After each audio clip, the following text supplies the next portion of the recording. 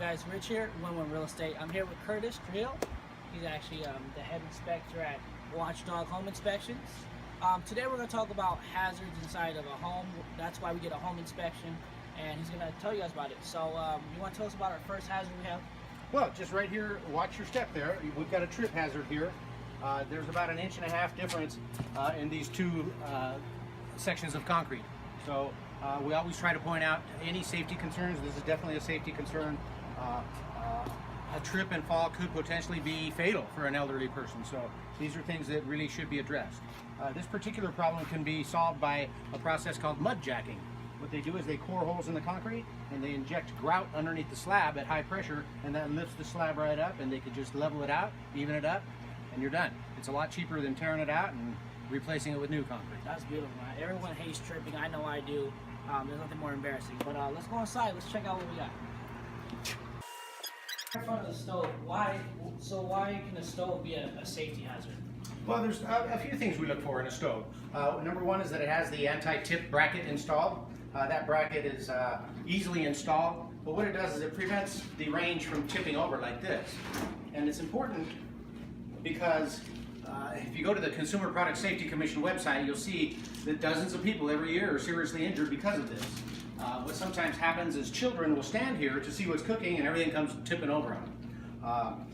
Elderly people have fallen onto the open door and it comes tipping over. So that's definitely a hazard that's easily remedied by installing the anti-tip bracket. Another thing we look for is that when you turn on the burner to its lowest setting, that the flame does not extinguish. If the flame extinguishes on its lowest setting, then it's still spewing gas, and that could potentially be a hazard as well. So in this case, this just happens to be a brand new range. I wouldn't expect to have any problem with it, but some of the older range, that does happen. When you turn the setting to the lowest setting, the flame extinguishes and gas still continues spewing out. Okay, all right. Yeah, you don't want anybody getting crushed by the stove for sure. But let's go check out what else we have in the house. So I understand that there's 3 types of alarms that can potentially save your life. You want to talk about those? Sure. We'll start with the smoke alarms. Smoke alarms should be changed every 10 years. You can buy them now with 10-year lithium-ion batteries. You just put them in and there's no chirping for 10 years. Anytime we see a home and we identify that the smoke alarms are 10 years old or older, we always recommend that they get changed out. The other thing we recommend are carbon monoxide detectors. If there's gas burning appliances in the home, we recommend the CO detectors. So I understand that the carbon monoxide, so smoke detectors go up top, right? Do carbon monoxide detectors go up top as well? They're best placed down low. Carbon monoxide is about 7 times heavier than air. Okay. It's going to settle down to the floor. Ideally, you have the detector below where you lay your head down at night. A good place to put it is in the hallway outside the bedrooms. Okay. Code now is that carbon monoxide detectors are placed in each room that has a fireplace. So if somebody wanted to put an additional one in the room with the fireplace, I say more power to them. And then finally, the other type of detector is a combustible gas detector. So if you had a natural gas leak in your home, it would detect that as well.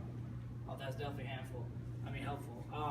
What's it called? So I understand sometimes there's faulty and leaky lines. Like, how do I kind of figure out where they're at, or is that important, or you know? Well, that's the job of the home inspector to identify if you have any of these defective piping systems. Okay. A couple that are commonly found are polybutylene piping. Polybutylene piping was used extensively in the 80s and 90s.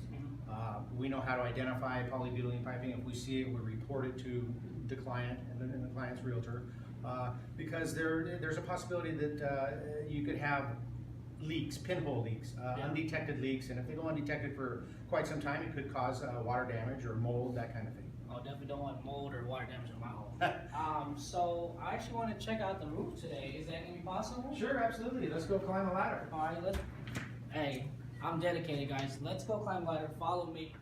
All right, guys. So let's go out here, front yard. Real quick before we go up to the roof. So I'm here in the front yard. So understand that the irrigation system is not something that's required, but you guys do something with that. What is that? That's correct. We go the extra mile for our clients. We'll turn on the irrigation system and give them some idea if and how it's working. We open up the valves manually, check the performance of the sprinklers and the drip system, and just report that to the client. Let them know how well it's performed. Yeah, definitely want to have a nice front yard, so you want to make sure this is performing at its peak level. So I see the installation is kind of ripped up here. Is that important at all? Does it matter?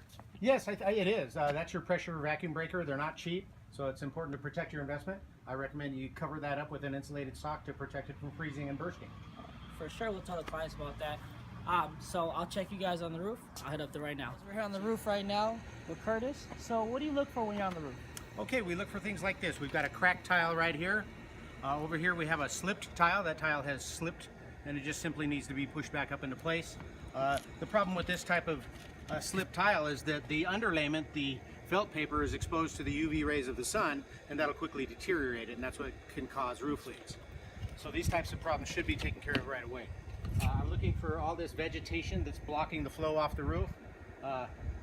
It's typical roof maintenance to get up on the roof maybe once or twice a year and with a blower and blow off all the vegetation so that the water can easily flow off the roof. If you look at the wood here, this wood fascia, it's pretty deteriorated. It's ready for another coat of paint. We've got a tree that's in contact with the roof. Tree limbs can actually do a lot of damage during high winds. So it's important to keep your tree limbs pruned well back so that they're not overhanging or in contact with the roof. Skylights are notorious for leaking. I've already inspected that skylight. The flashings look good. No issues with that one. And we also look to make sure you got your flue caps on your B vents, which is that particular one is the water heater vent. That one over there is going to be your furnace vent.